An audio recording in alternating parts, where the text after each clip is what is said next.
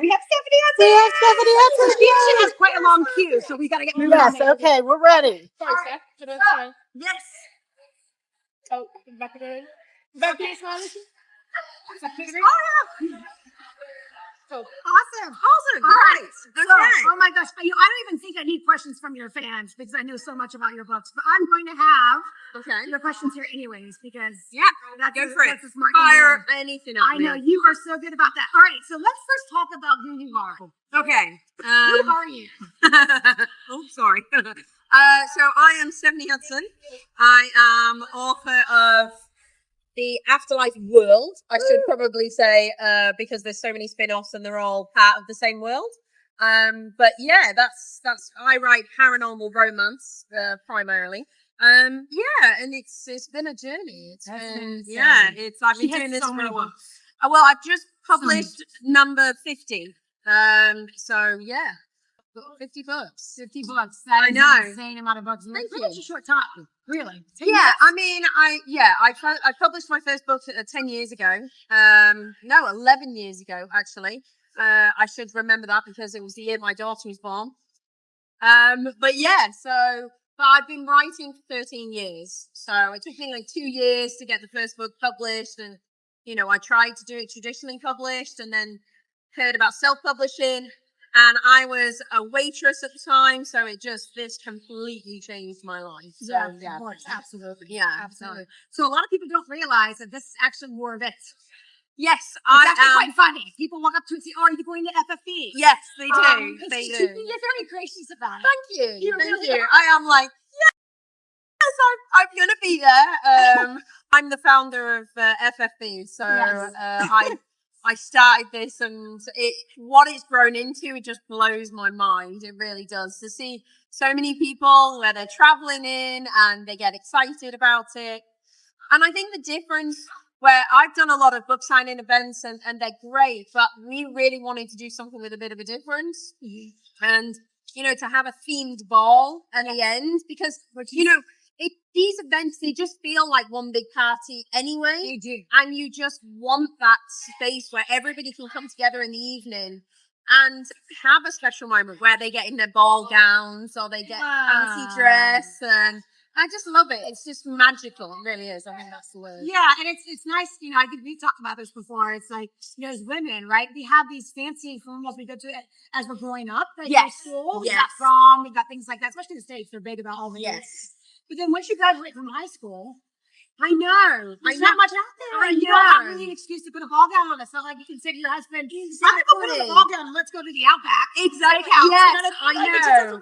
I think that's it. I think, especially when you're writing like paranormal or fantasy or anything like that, to then you read about these, events that they go through in their own books, all these fantastic dresses that they wear.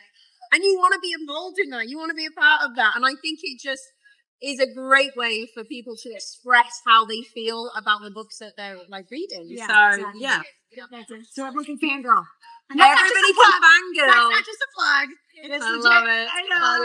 And speaking of that, so I just want to say a big thank you. I feel like I've said this a lot, but I'm just going to keep saying it. Bless Probably you. forever and ever and ever. So when I created this book group that now has 45,000 people in it. That's amazing. I'm so pleased. Just surreal, right? It's just bonkers. It was really just supposed to be for 15 of my friends, and I decided I wanted to open up and make it the group that I wanted, right? Yeah. And so I reached out to Stephanie. She was one of the very first authors. Actually, I reached out to several, and I had several tell me no. And you were one of the ones that just immediately said, you can talk about your group, tell about your group at my group, I'll support you. And she did. And I overnight I got 200 members. So I went from 15 to 200 members, and it was like, oh my gosh, my group is massive. It was really, but it was really nice to be involved in it from the start. Just that little bit. And then it was so exciting to see. And when you were sending messages going, we've got this much. And I was checking the numbers every day. And I was so pleased. It was just booming and booming. It just took that one author to support me, which was you. And it just really blew up. Well, yeah, I mean, I'm so pleased. And it's such a nice group. You come across other readers groups and sometimes there's not as much interaction and everything, but it's just such a friendly place. It's like a safe space, isn't it? It is. For real book lovers. It's hard. And it's like you are always so like honest. Yeah. Your reviews are really honest, and you believe in what you're pushing. You know what I mean? And I love that integrity. Stay true about to you. yourself. That's always been my motto. Yeah, exactly. To yourself, I love it. you love, and just be genuine. Yeah, exactly. And then there you go. And then it just everything great happens from that. I love it. And then you had me do the filming last year. Well, I don't know how it happened, but I did the informal live streaming. Yeah, you did. And then we decided to make it bigger, and then yes. here we are. I know. Just so exciting. Okay, so let's talk about your books. So, Afterlife, first book. Yes, first book I ever wrote, and it's quite big. It is quite big. It's like it's about 250,000 words. I don't 250,000 words. Well, I know book 2, book 3, and book 4 are like over 300,000 words. So I don't know why I decided to write bricks, but it just kind of happened that way. I was really naive when I first came into this, and I thought, if I write a really big book, I'm going to get taken more seriously. And yeah, it was just weird, my mindset at that point. But it was a good thing, I think. I think people really, immerse themselves into the story. And because the saga is 12 books. It's so big. And it's fantastic. And it gets twists and turns. There's all these amazing characters. I always say to people, I'm like, no matter what, get to book 3. Because that was when Hip is introduced, Lucius. Yeah, and then 4 is Jared and Sigurd. And it's just like. Yeah. I know. I just keep throwing like hot guys at people. She throws on all these alpha males, and they're just scrumptious. And then there's the spin-offs for the alpha males. Yes, there is. Yes, it's really become big series in their own right. Yeah, exactly. I think the good thing, the thing that I like to do is to keep that continuity, and I love being able to tie all of these, storylines together, so it does feel like a whole world that you're fully immersing yourself in. So all of those old characters that were in the earlier books, they all play an integral part in everybody's story, and I like to keep that. So yeah. So how did you get the idea? It sounds really corny, but I had a dream, a really nice dream, and I think it was, I'm dyslexic as well, and I've always wanted to be kind of a writer since I started reading books at an early age. And I think for me, I didn't get the encouragement that I probably should in school because of my dyslexia and bad spelling and everything. But my imagination has always been there, And for me, it was only later on in life. And I did it all in secret because I was so worried, about it. I was so worried about what people would think, and knowing I'm dyslexic and everything. It was a big stigma for me. But I just kind of got a bee in my bonnet. I had these series of dreams, and I was just like, okay, this is my story. And it just grew and grew and grew. It didn't stop growing. I mean, I've never believed it's still 50 books on and I'd still be writing in the afterlife world. It's amazing. But I just love it. And it changed my life. I was a waitress, did 12-hour days, and the total underdog story. I couldn't get it traditionally published because I had nothing to offer but a book that they wouldn't read. Right. So it was hard because to not let it keep you down. So I wrote book 2, still, trying to get it traditionally published. And then obviously I got, said, why don't you self-publish? And then that was pretty much the end of the story. I was pregnant at the time with my first child, and I went on maternity leave and I self-published my book. And by the time my maternity leave ended, I didn't have to go back to work because I was making more. And I could afford to be a stay-at-home mum and write at the same time. Which is the dream. It is the dream. Yeah, it's amazing. It's totally my dream. With all of your sagas series are so complicated. Like you've got Afterlife, you've got Transfusion, you've got Hellbeast. There's a lot of moving parts with crossovers now. Oh yeah, huge crossovers. Yeah. How do you keep all your moving parts straight? How do you not write inconsistencies in books that contradict something earlier on? I think it's one of those things that just comes naturally to me. yes, I do forget things, and I always have to remind myself of those certain things. But I was really bad at kind of doing notes and things like that. You know, I'm more of a, I just sit there and I write. So for me, I then got to a point where I was like, yeah, I need some sort of Afterlife Bible or something. Because when we finally broke it down, and a wonderful girl who works for me basically read everything and documented everything. And out of 50 books, you're talking about 430 characters. It's insane. You know, I mean, So obviously much. that's not main characters, but like that's 430 characters that I've mentioned in my book. So yeah, you get to a certain point where you're just like, I have to have some sort of Bible where I can just kind of go and, you know, just double check things. And it's that things like eye color. You know, and oh my gosh, what did that person say in this, and what was that linked to, and just so It's unbelievable. it is a mind You write so fast. Thank you. You really do. I mean, you really push out books so fast. Yeah, I mean, I when you're fully immersed in it, the stop-start is really, really difficult, especially when you've got kids. But you just have to learn how to adapt with it because, you know, and not like get too distracted, right? You know, and I always find, you know, the last 50% of the book will take me no time at all. The start always takes me the longest, you know, unless it's a new book. I always find that the first books are just so easy, but because you have to be meticulous about keeping the continuity and everything, there is a lot more brain power used, I should say, in that process. But yeah, I just love it. I just, you know. So do you I actually never asked you this. Do you love every book equally? Or do you have favorites? And if you do, what is your favorite? I do have favorites. It's weird really because it's been such a long period of time, you know, I've gone, you know, my 3 children, I've, you know, gone for a divorce, I've met the man of my dreams and married him. So it's weird because each book means a time for me. Like I remember when I was writing book 4, you know, my first marriage was ending, so it was all very heartbreaking, and you know that you cannot help but allow your real life and your real emotions to roll over into your storylines. And for me, writing is a bit like therapy, you know? So I pour my heart out into these books when I may struggle in everyday life to do that, like verbally, you know? So it's weird really because certain books just pinpoint that moment in my life with certain crossroads. I would say probably one of my favorite books. I can't say a favorite book because that's really hard to do. Yeah, it's like choosing. But I think the one that I've written the quickest and had the most fun was Wrath's Siren.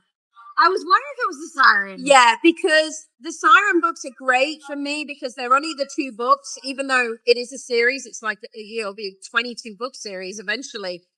But because I write, it's 2 books based on 2 characters. Because usually my sagas, and it's a difficult thing to do, to write about 2 characters and have that span over 12 books. That's huge. It's a very difficult thing to do. And to keep it interesting. Yes, exactly. So, but the Siren books give me a little bit more quicker freedom to, you know, to get their story in there. But with Wrath's Siren, I remember I had a dream of Mambo number 5, the song. And it was an interrogation scene, and he wanted to know her name.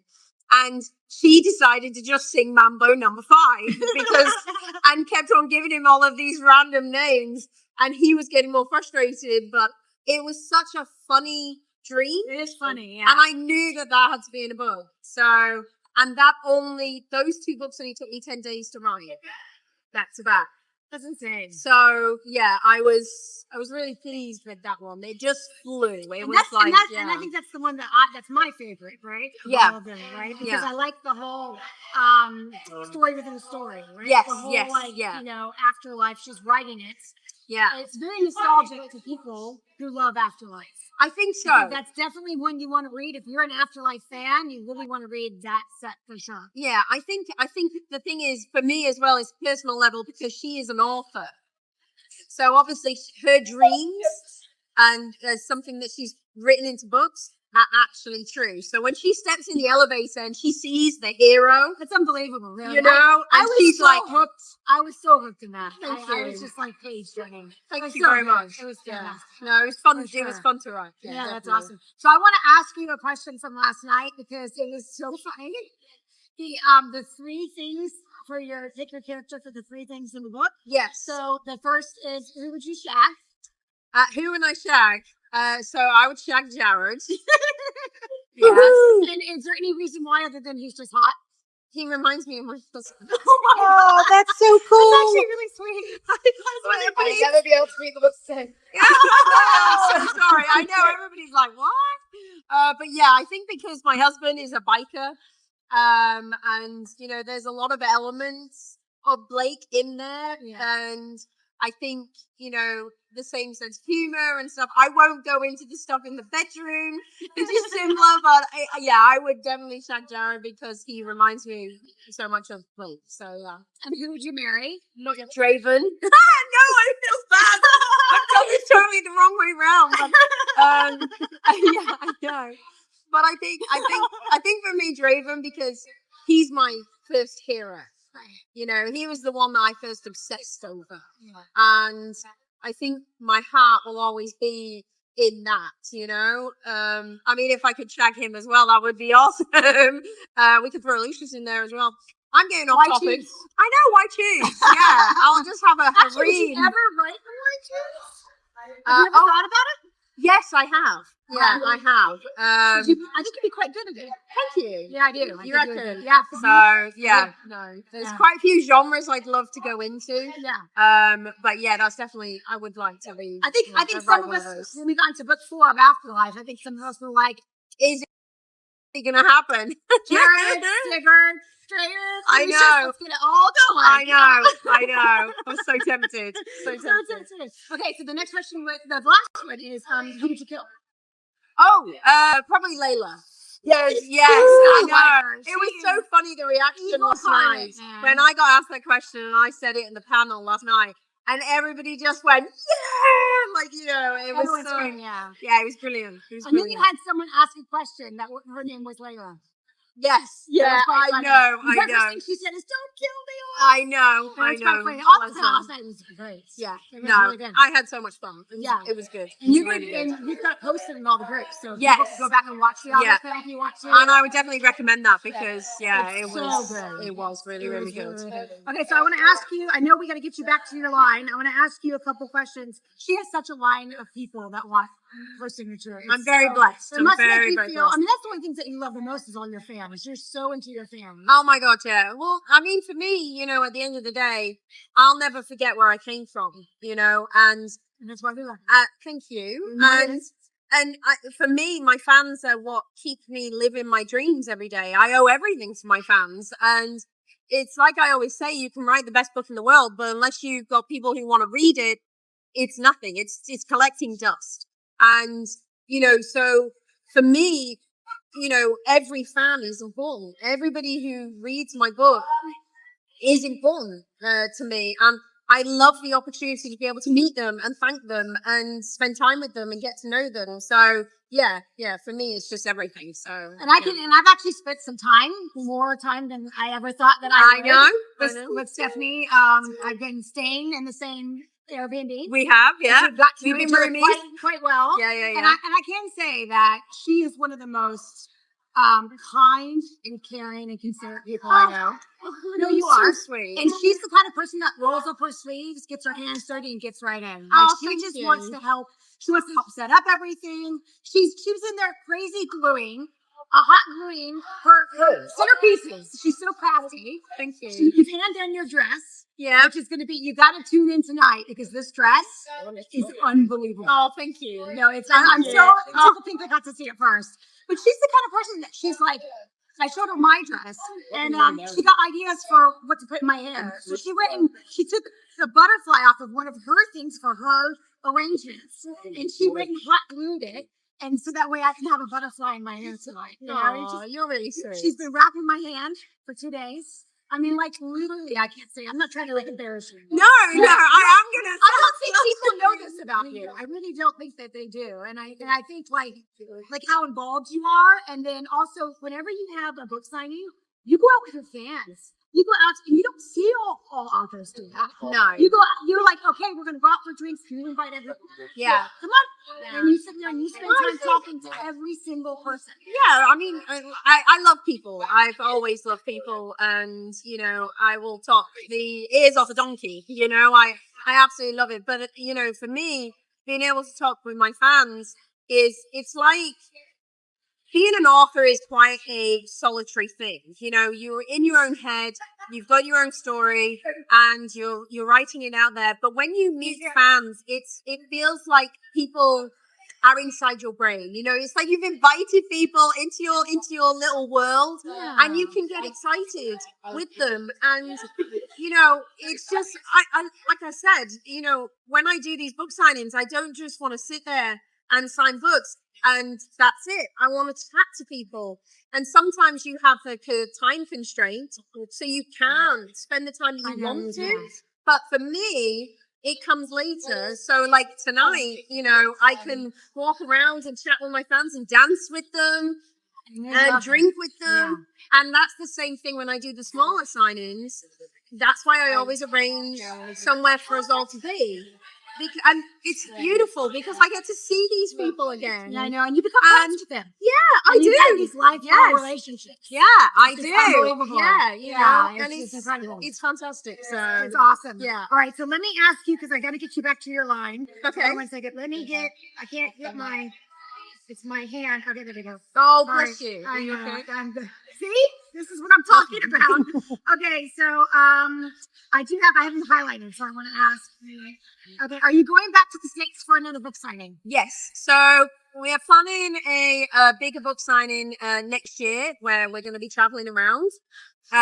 But we do potentially have a signing that's going to be in Florida in August this year. So, but I just need to get the details on, like, to get an actual date before I tell people. But yes, I will definitely be doing book signings in the US.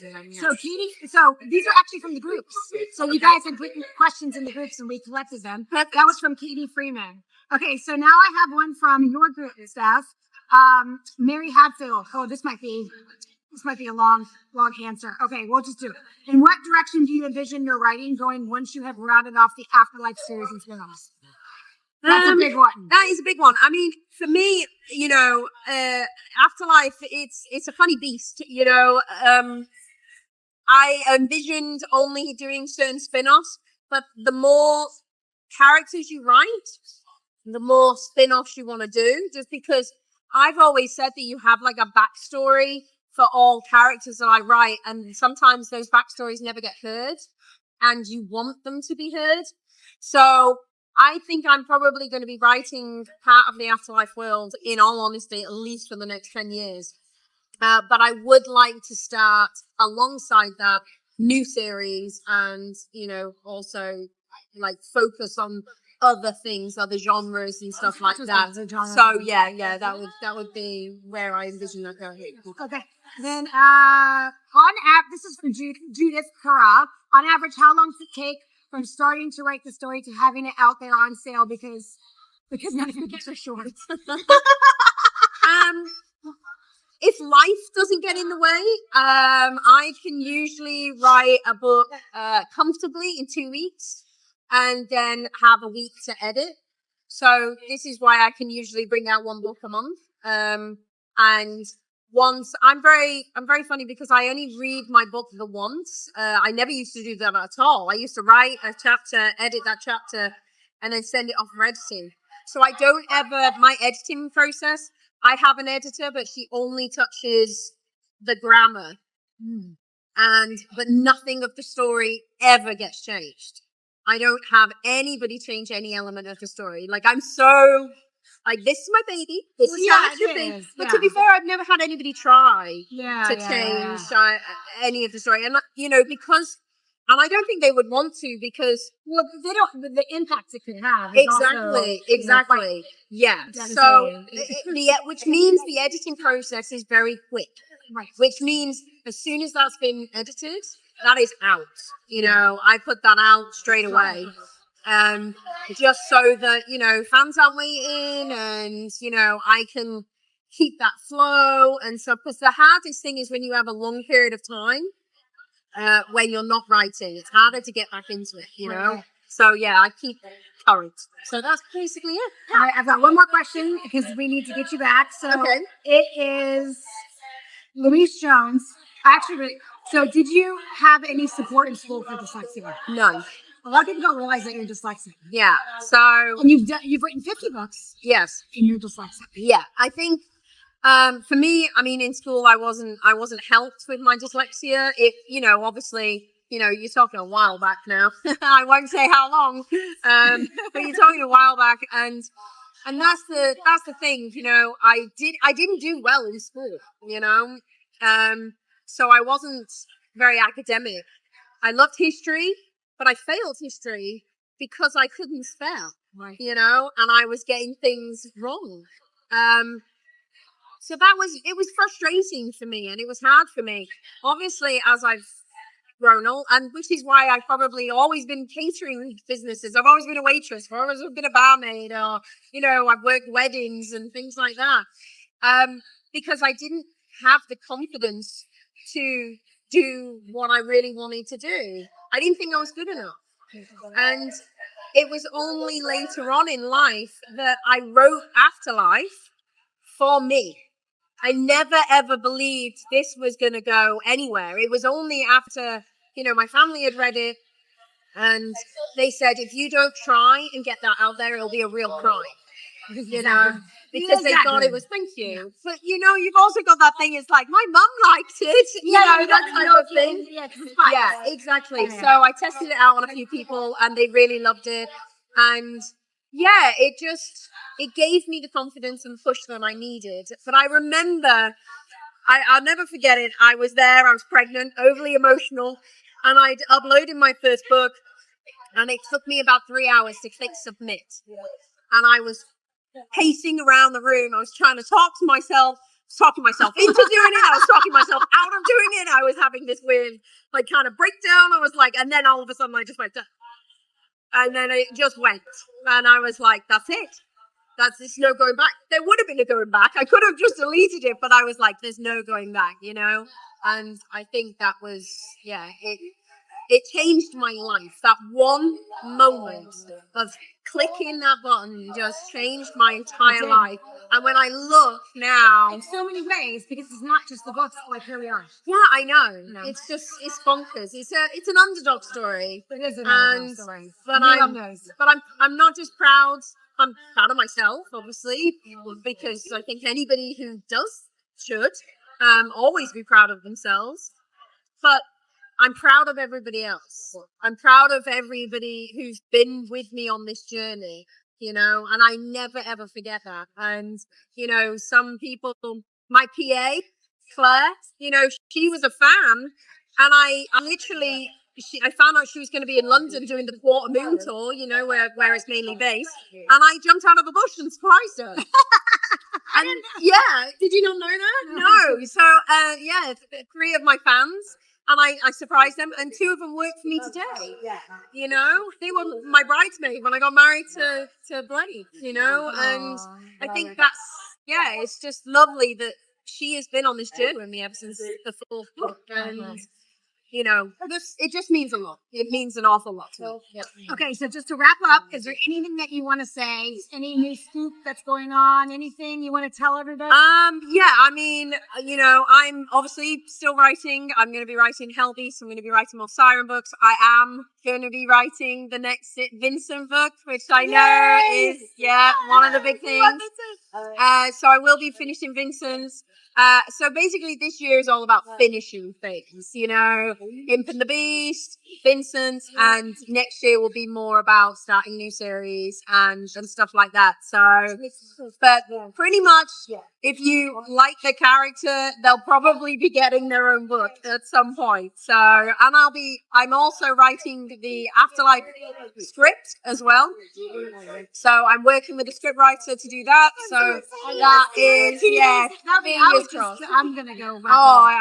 It would be. But you have to make surreal. sure that you have all of the like authority, right, over the way. You don't want to. No, I could never just sign it. Oh my god, I would be so bad. More I like would J.K. Rowling, how she did it. So she hands are Diana Gabaldon, right? Yes. I'm gonna stay true to the story. I think I would have to because I would rather do that or them not have it at all. You know, so it's a big thing for me. Yeah, definitely. Yes, that's what we want to hear as fans, right? And I just want to thank everybody, you know, for reading the book and being a fan, and just, you guys are awesome. And being a fan of other people's books as well, because not just my own, you know, I know that there is a lot of authors out there that just, you guys all mean the world to them and to me as well. So yeah, thank you. Thank you. Well, thanks for doing this. No, you're welcome. Get back. It was so exciting. Thank you. All right, have fun. That was great. And we're gonna